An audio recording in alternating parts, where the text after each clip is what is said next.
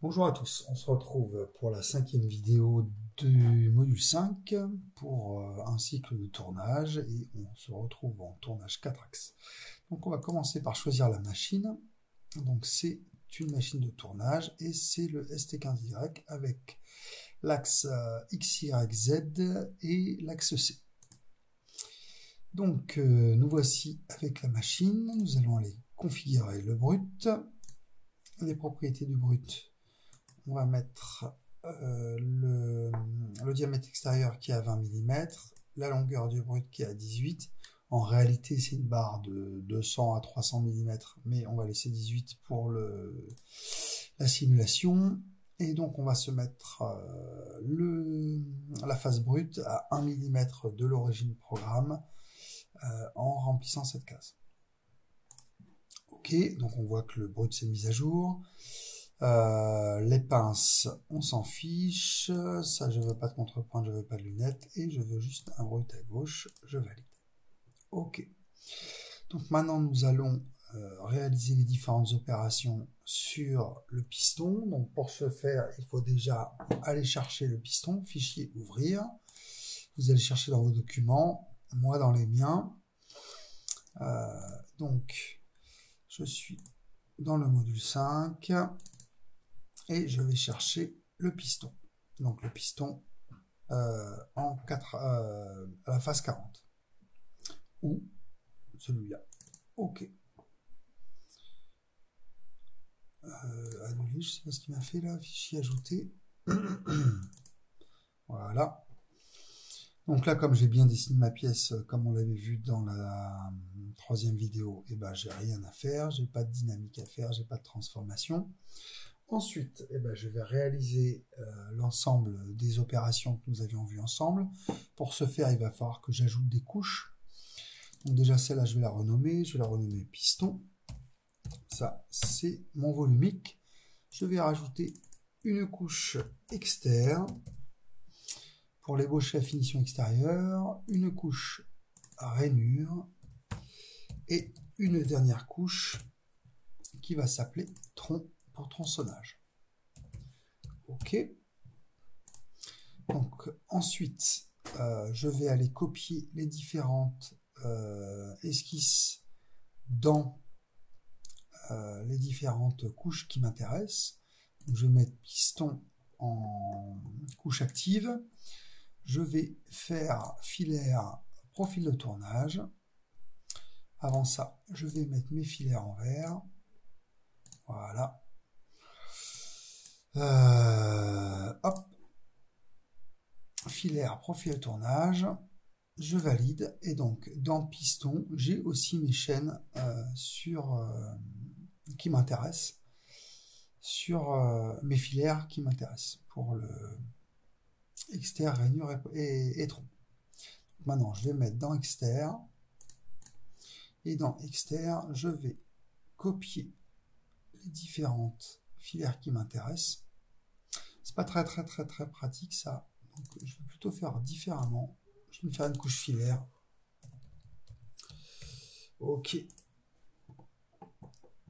Je vais faire un CTRL Z. CTRL Z. Et à un moment, je n'aurai plus de filaire. Si ça fonctionne. Voilà. Donc je suis dans filaire, la couche est active. Je fais ça et filaire. Profil de tournage. Je valide. Et du coup, j'ai mes 16 entités dans filaire. Ok. Donc ça va m'intéresser pour réaliser le contour. Enfin, l'extérieur, pardon. Hop, je fais copier dans la couche externe. Je valide. Ensuite, je vais faire les rainures. Donc ça, c'est pareil, copier dans la couche rainure. Je valide. Et tronc, je vais prendre ça que je vais copier dans la couche rainure. Dans la couche tronc, pardon. Sélectionner tronc. Ok. Je vais aller tout de suite dans la couche externe. Ok. Et je vais modifier mes différents filaires pour pouvoir réaliser un usinage correct. Donc déjà, je vais descendre un petit peu en dessous du perçage diamètre 12. Donc je vais allonger ce filaire de 1 mm pour être sûr et certain de ne pas être tangent à mon perçage de 12. Descendre un peu. Je valide. Je n'ai pas pris le filaire du chanfrein à 45 degrés, c'est pas grave. Je vais le refaire vite fait. Voilà. Pourquoi il me l'a fait comme ça, je ne sais pas, c'est pas un problème. Ok, j'ai fait une imitation dynamique. Alors, moi, ce que j'aimerais, c'est poursuivre ma trajectoire 4 mm après mon futur tronçonnage pour être sûr et certain de ne pas laisser de matière pour le tronçonnage. Ou sinon, il faut que je réalise mon tronçonnage bien avant. Mais si je fais ça, si j'augmente cette chaîne-là jusqu'à, je sais pas moi, X 12, 13, si je parle en rayon, je vais pas pouvoir faire mon chanfrein. Mon chanfrein va être dans les choux. Donc je vais décaler cette chaîne-là, transformation, translation de cette chaîne-là, et je vais la décaler de 3 mm. Donc X, je veux décaler vers la gauche, donc ça va être en X-, et je vais faire déplacer. Ok. Je fais un race couleur. Ensuite, accueil, filaire, modifier la longueur. Je vais modifier ça de 5 mm. Je valide pour changer la valeur numérique de mon allongement de chaîne. Ok, une fois que j'ai fait ça et que les chaînes se croisent, 5 ça m'arrange pas vraiment, remarque. C'est pas grave, je vais retenir ça. Limitation dynamique, ça et ça, ça et ça. Je valide. Et puis bah ça du coup c'est trop haut. Je vais faire modifier longueur, raccourcir. Et je vais mettre 3 mm. Voilà. Ok. Donc voilà, ma chaîne est complète. Je vais passer à rainurage. Donc rainurage, je vais insérer des chaînes. Je mets bien le petit cadenas pour laisser la valeur à 3 mm. Donc là, là et là. Je valide. Je supprime ce qui ne me sert plus. Super. Ok, je vais passer à tronçonnage. Donc là, si je remets le piston, je vois bien que mon tronçonnage, il en manque un bout. Normalement, je vais 1 mm plus loin. Donc je fais modifier la longueur de 1 mm. Et de cette chaîne-là. Ah, j'ai laissé raccourcir. Et là, il me l'a allongé. C'est bon. Si je remets mon piston, je suis bien au même niveau en X que le solide. Ok. Donc j'ai fini pour la partie préparation des chaînes. Je vais pouvoir passer au parcours d'outils. Je suis donc en tournage. Je vais faire d'abord un perçage. Donc normalement vous devriez être en mesure de récupérer la bibliothèque que vous avez créée dans la vidéo 3. Donc sélectionnez un outil. Je vais aller chercher ma bibliothèque, pardon. Et donc c'est tournage cornu ou tournage de zone, je ne sais plus. Oui, c'est ça. Hop. Donc c'est mon forêt diamètre 12, en l'occurrence là c'est une fraise. Numéro de station, c'est le 7. Ok, vitesse de broche maxi, je n'en tiens pas compte puisque je suis en tour par minute. Je vais aller en absolu à Z-10. Je vais faire un débourrage à -5. En absolu. Plan de sécurité 5, plan de dégagement 2. Et ça, c'est bon. Voici mon perçage. Ensuite, je vais passer sur externe au niveau des couches et je vais réaliser une ébauche. ébauche. Alors de quoi? D'une chaîne partielle qui commence là, qui finit là. Je valide. Au niveau des outils, je vais faire sélectionner un outil. Je suis dans ma bibliothèque tournage d'Ozolm. Donc vous serez dans votre bibliothèque que vous avez créée dans le module 3 et je choisis l'outil T3. Et donc avec T3 par contre je vais rester en VCC effectivement, mais je vais limiter la broche à 2500 tours par minute. Les caractéristiques de l'ébauche, eh ben tout est bon pour moi, il n'y a pas de problème. Je valide. Ah si, c'est juste qu'on n'a pas mis brut résiduel. Voilà. Ok, ça c'est fait. Je vais pouvoir réaliser la finition. La finition, c'est la même chaîne partielle qui commence là, qui finit là. Et ensuite, je suis en VCC, ok, et je vais tourner à 1500 tours max. Ok, et puis je vais modifier l'entrée pour être sûr de ne pas tout prendre d'un coup. Je vous avais expliqué ça dans la vidéo 3. Voilà, j'ai une entrée qui est à 45 degrés, qui me permet de pas d'attaquer moins difficilement la face. Donc je vais réaliser mes rainures, je vais aller dans couche, je vais mettre mes rainures. Ok. Donc c'est un cycle de gorge, plusieurs chaînes. Celle-ci, celle-ci et celle-ci. Je valide. Je fais sélectionner un outil, j'enlève le filtre, je prends l'outil de finition extérieure.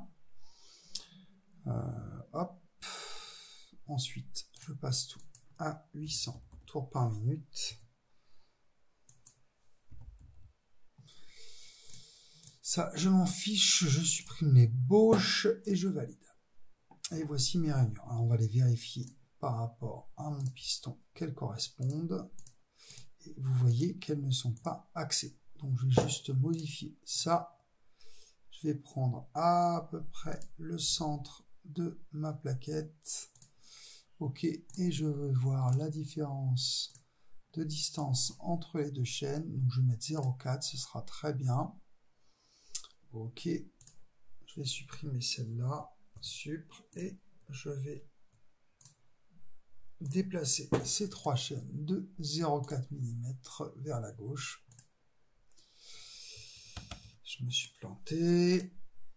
Transformation, c'est pas dynamique, c'est une translation, moins 0,4 sur X. Ok, et je rechaîne ça.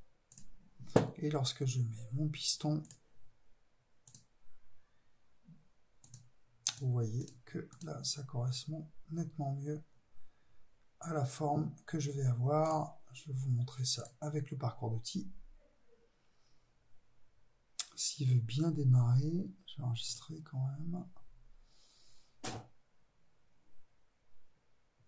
Non, il veut pas. Hop.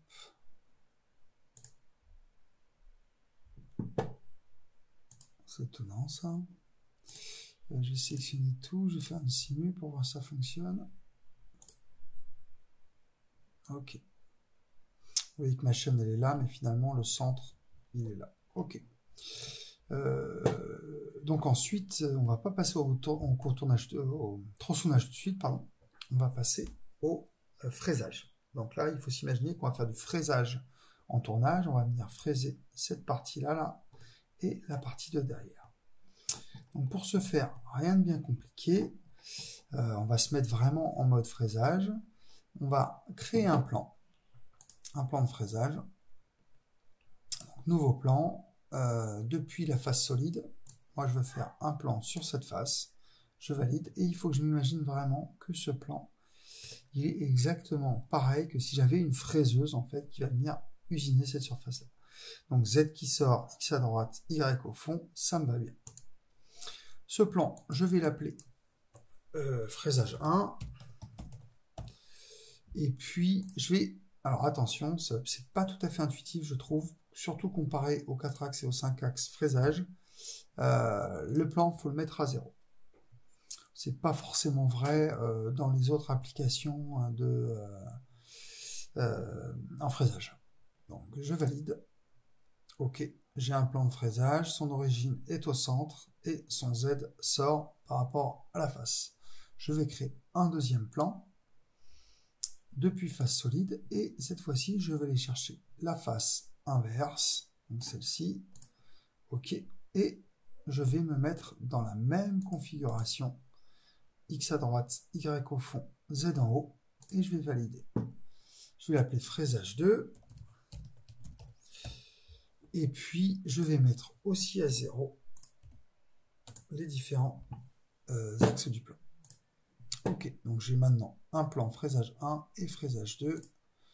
Et je vais pouvoir réaliser mes opérations de fraisage. Avant ça, je vais quand même me rajouter une couche qui va s'appeler fraisage et dans laquelle je vais insérer mes chaînes pour faire du fraisage.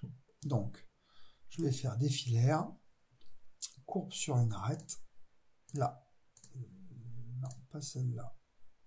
Je crois qu'il va quand même me la faire. On va l'enlever, supre et supre, voilà. Donc j'ai ces trois filaires-là. Si j'enlève le piston, voici les rainures. Je vais me mettre en Alt 1 pour récupérer ma vue. Voilà, donc là je suis sur le fraisage 2. Hein. Ok. Et puis alors le problème de ça, c'est que lorsque je vais venir avec ma fraise, là, ma fraise de 10 en l'occurrence, en T11, qui va réaliser cette opération-là, ça ne va pas le faire, puisque je crois de mémoire que je n'ai que 8 mm entre les deux chaînes, 8 mm 246 exactement. Donc forcément, je ne vais pas pouvoir faire comme si je faisais une poche ouverte ou un épaulement en fraisage classique. Il va falloir que j'écarte ces chaînes pour pouvoir réaliser l'ensemble du fraisage. Donc ce que je vais faire, c'est que je vais effectivement écarter ces chaînes. Je vais faire transformation, translation. Donc je veux, avant ça, pardon, échappe, je vais faire filaire, modifier la longueur, et je vais modifier de 6 mm, c'est-à-dire le rayon de ma fraise plus 1 mm au niveau de cette chaîne-là, à droite et à gauche. Ensuite, je vais faire une transformation, une translation. De quoi? De ça, de là à là. Ok. Je fais un déplacement, je valide. Je fais un deuxième déplacement en sélectionnant cette chaîne et en allant de là à là. Et je valide. Ok. Je fais un race couleur pour y voir clair. Donc ça, c'est ma chaîne de fraisage 2. Et maintenant, je vais créer ma chaîne de fraisage 1 en faisant une transformation, une translation de ces trois chaînes. Je valide. Et je vais faire une translation sur l'axe Z, c'est l'axe bleu là, ok, de 18 mm. De 16 mm, pardon, 16 mm. En copiant. Et je valide. Alors, pourquoi 16 mm? Parce que, effectivement, de là à là, sur l'axe Z, j'avais bien 8, et moi je le veux de l'autre côté, sur le plan fraisage 1. Voilà. Et sur fraisage 2, Z est dans l'autre sens. Ça marche. Ok. Donc maintenant, je vais me mettre en Alt 1 et je vais réaliser mon fraisage. Donc je veux faire effectivement du fraisage, un fraisage dynamique. Alors je ne vais pas faire des beaux, je ne vais pas faire de finition. Je vais juste faire un dynamique. Et puis on va réaliser ces différentes opérations comme ça, quoi. Ok. Donc maintenant, je suis depuis l'extérieur. Alors avant ça, j'ai oublié une toute petite chose en filaire. Je vais juste modifier la longueur de mes filaires d'entrée-sortie. Voilà, je vais juste les rallonger un petit peu pour être sûr de ne pas rentrer dans la matière. Et je fais du fraisage, un fraisage dynamique depuis l'extérieur, d'une chaîne partielle. Je commence là, je finis là, je valide.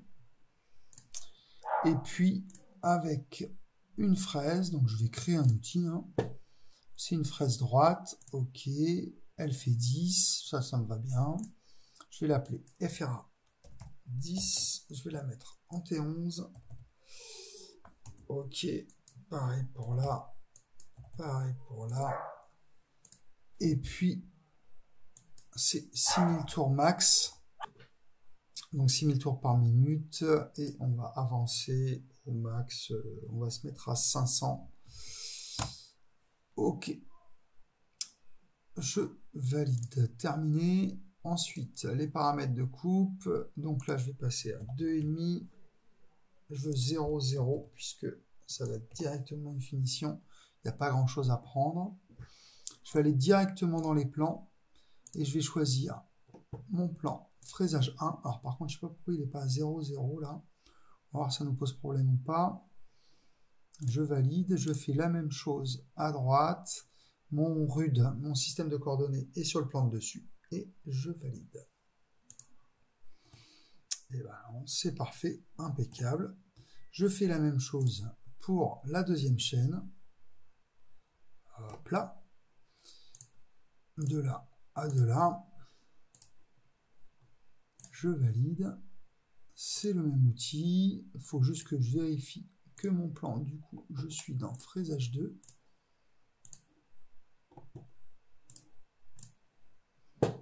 Ok.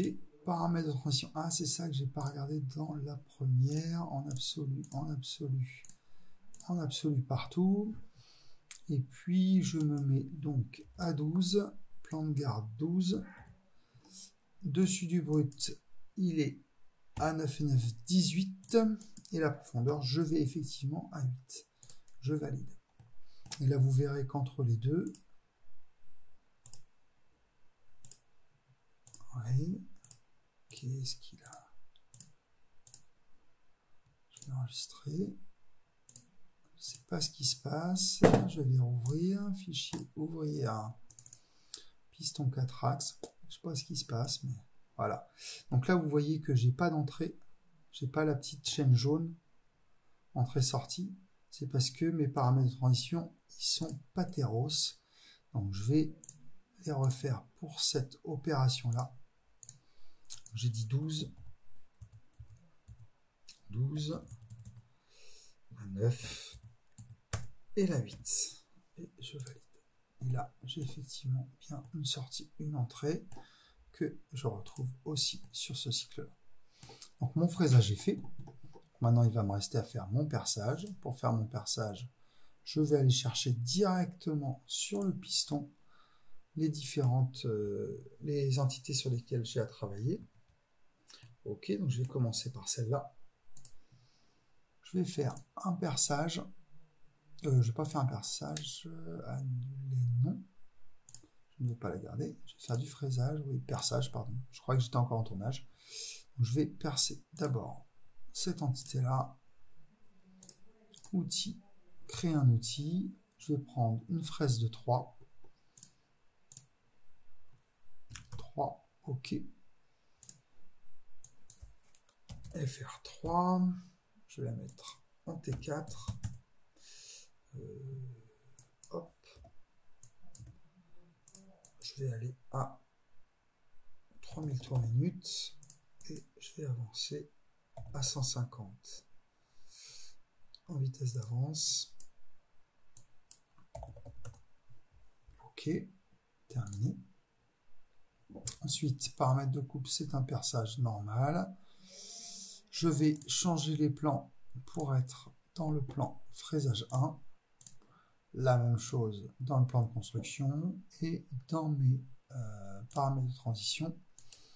Donc là, je vais me mettre en absolu, en absolu, en absolu. Je vais aller chercher. Là, moi, je veux à peu près arriver. Là, il ne m'a rien pris. Donc là, je suis à 8, je crois. Hein. Donc je vais me mettre à Z10. Allez, 12. On va prendre de la sécurité. Le dessus du brut, il est à Z8. Et moi, je veux aller à Z4. Ok. Vous voyez que je commence bien là. Et je finis là à l'intérieur. Je fais le deuxième. Ok. Je vais me remettre là. Je fais un perçage de quoi? De ça. Ok. Outil. Ben, c'est le bon. Paramètres de coupe, c'est bien ça. juste le plan. Je vais choisir le bon plan qui est fraisage 2. OK. Et les paramètres de transition, 12, 8, moins 4, pardon. Et je valide et j'ai la même chose. OK. J'ai réalisé l'ensemble de mon fraisage dans mon tournage. Je vais passer au tronçonnage. Donc je vais aller dans couche, je vais mettre juste la couche tronçonnage. OK. Je vais repasser en Alt 1. Voilà. Je vais lui dire que je suis en tournage et que je fais un tronçonnage. Je prends l'extrémité de ma chaîne, je valide. Sélectionner un outil, celui-là. Alors je vais juste regarder un truc. Je voudrais être certain que le porte-outil, voilà. La valeur D là, elle est bien supérieure à la valeur de la plaquette A. Donc je vais mettre quelque chose de plus petit, de genre 2,2. Je vais aller regarder l'outil. Voilà. J'ai bien mes traits jaunes qui dépassent à gauche et à droite mes traits bleus. Ça veut dire que je ne vais pas talonner avec la queue de l'outil. Je valide avec entrée. Je valide. Je suis en tour par minute à 800. 4 centièmes. Oui, ça va bien.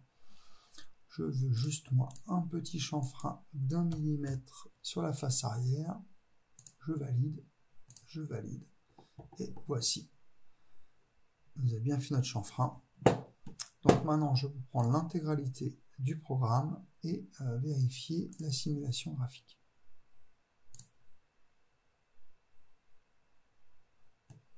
Donc on obtient bien notre pièce correcte à la fin. Exactement ce qu'on voulait avoir. Donc si vous voulez voir en plus en détail, hein, n'hésitez pas à aller plus lentement, beaucoup plus lentement. Perçage, chariotage, surfaçage. Premier côté, il va retourner la pièce deuxième côté. Donc en réalité, hein, j'ai pas une broche à gauche et une broche à droite, hein, c'est toujours, la broche est toujours orientée par là, et en fait il bouge la pièce sur l'axe C. L'axe C, c'est la rotation de l'axe Z. Il va se mettre à C0, puis à C180 pour réaliser les différentes opérations sur la pièce. Donc voici ma pièce finie en une passe. Donc ce que vous pourrez remarquer à l'atelier quand vous allez y aller pour réaliser cette pièce, c'est qu'on va passer d'un cycle tournage plus fraisage plus parachèvement à un cycle juste tournage 4 axes, et on va économiser du coup énormément de temps puisque le cycle, donc là il me l'annonce en 3 minutes 09, on est à un petit 4 minutes sur la machine, comparé à une vingtaine de minutes quasiment sur la nomenclature de phase où on fait un tournage plus fraisage plus parachèvement. Donc c'est quand même vraiment valable. Donc après, vous pouvez évidemment enregistrer et coder votre programme et l'enregistrer dans vos documents. Ouais. OK. Donc je me mets dans le module 5 et puis j'enregistre piston 4 axes.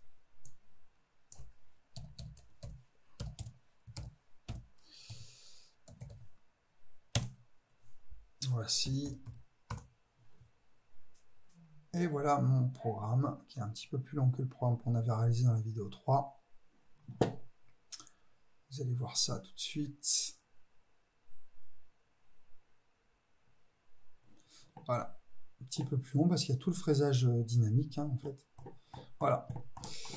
Donc on se retrouve pour le prochain module, le module 6, qui va concerner la théorie de mise en position et maintien en position sur les pièces cylindriques. D'ici là, bon courage et on se retrouve très vite.